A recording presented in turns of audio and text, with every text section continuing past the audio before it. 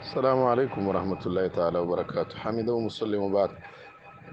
یو محترم نور پوښتنه کړې د چیرې یو سړی سیګریټ وڅکي بیا ورپسې متصل مونځ کوي. جناب محترمه دا مسله فتاوا حقانی صراحتا لیکلې ده. چیرې یو سړی سیګریټ وڅکي د هغې نه وروسته بیا مونځ کول او داسې ماتېږي او که نه، نو هغې لیکلي دي که چېرته بالفرض دې کې نشه نه وي، سیګریټو کې خو دومره نشه نه وي، نو دې سره بیا اودس نه ماتېږي.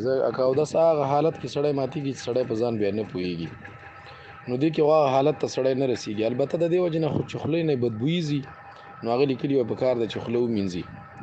دقرنګې احسن الفتاوا لیکلي چې نسوار او سیګریټ سړي سره په جب کې هم پراته وي، بدبویي ترې نه ځي، ملایکې ورته نږدې نه راځي. او دا مسله بار بار موږ حل کړې چې یاره کله سړی عبادت کوي ملایکې راځي د ده د شونډو نه شونډې اخلي، دومره ورسره مینه کوي، نو که د ده د خولې نه بدبویي ځي نو بیا به ملایکو ته ډېر زیات تکلیف وي. نو د دې وجې نه په کار دا ده چې کوم سړی سیګریټ یا نسوار وکړي د هغې نه وروسته په کار دا دی چې دا سړی ښه مضبوط خوله ووینځي، مسواک ووهي.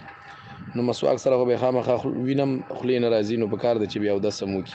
په کار دی خبره درته کوو، ضروري نه ده، فرض نه ده، لازمه نه ده.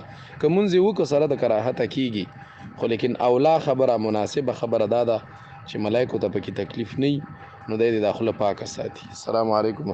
بله خبره تاسو دا کړې چې یاره د نشې والا مسله کې، نو که سړی دومره نشې چې په ځان نه پوهېږي بیا به ذکر نه کوي، ځکه قرآن مجید کې باقاعده د هغې نه منع راغلې.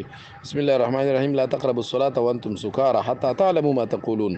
الله وایي چې دومره نشه یې چې ته په دې پوهېږې نه چې ته څه وایې، بیا به ګوره نیک کارونه مونځ به نه کوې. دقرنګې ذکر هم د مونځ په حکم کې دی، خو لیکن که یو سړی بیا پوهېږي چې زه څه وایم نو بیا ذکر کولی شي. السلام علیکم ورحمت الله.